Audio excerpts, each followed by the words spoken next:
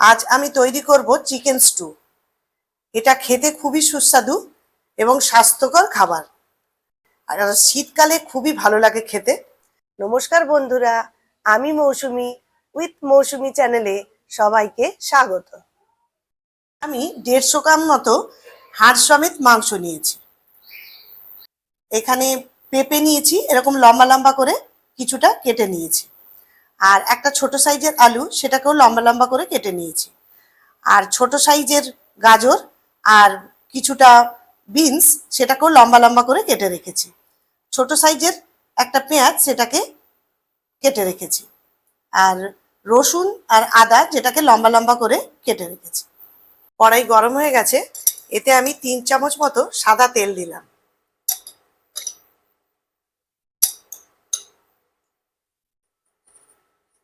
এতে আমি 1 চামচ মতো বাটার দিলাম। এই বাটারটা যখন গলে যাবে, এর মধ্যে আমি 2টো লবঙ্গ, 2টো দারচিনির টুকরো আর 2টো এলাচ আর কয়েকটা গোলমরিচ দিয়ে দেব। ফোড়নটা আমার ভাজা হয়ে গেছে। এরপর এতে টুকরো করে কেটে রাখা পেঁয়াজ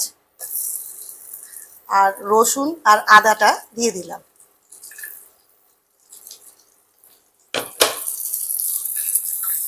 এগুলোকে একটু হালকা করে ভেজে নেব।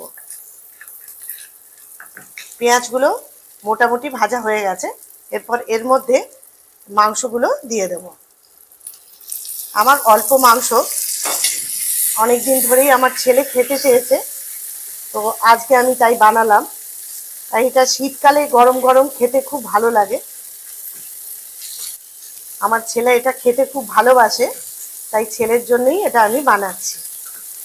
এরপর টুকরো করে রাখা বিনস, গাজর, আলু আর পেঁপেগুলো দিয়ে দিলাম।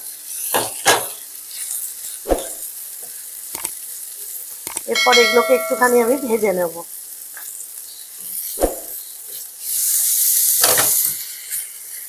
ঢাকনাটা খুলে মাঝে মধ্যে একটু নাড়িয়ে নেব। আর এটা এখন লো ফ্লেমে আছে। আবার একটু চাপা দিয়ে দিচ্ছি। এটা আমার ভাজা হয়ে গেছে। এরপর এতে আমি পরিমাণ মতো গরম জল দিয়ে দেব। এই স্টুতে একটু জলের পরিমাণটা বেশিই লাগে।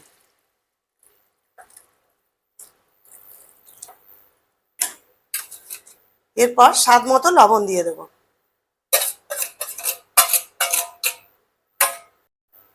এরপর এটা মিডিয়াম টু হাই ফ্লেমে 15 মিনিটের জন্য আমি এটা ঢাকা দিয়ে রাখবো।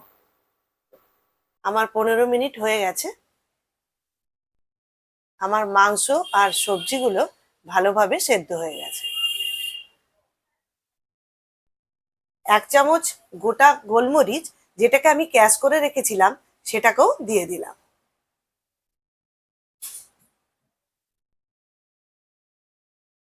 সম্পূর্ণভাবে তৈরি হয়ে গেল আমার চিকেন স্টু। এবার এটা আমি অন্য পাত্রে ঢেলে রাখব। তৈরি হয়ে গেল আমার চিকেন স্টু। আশা রাখি রেসিপিটি আপনাদের ভালোই লেগেছে। যদি রেসিপিটি ভালো লেগে থাকে, লাইক করবেন, শেয়ার করবেন। আর আমার চ্যানেলে নতুন বন্ধুদের কাছে অনুরোধ রইল, চ্যানেলটি যেন সাবস্ক্রাইব করে নেন। এতক্ষণ পর্যন্ত আমার এই ভিডিও দেখার জন্য ধন্যবাদ। ভালো থাকবেন, সুস্থ থাকবেন।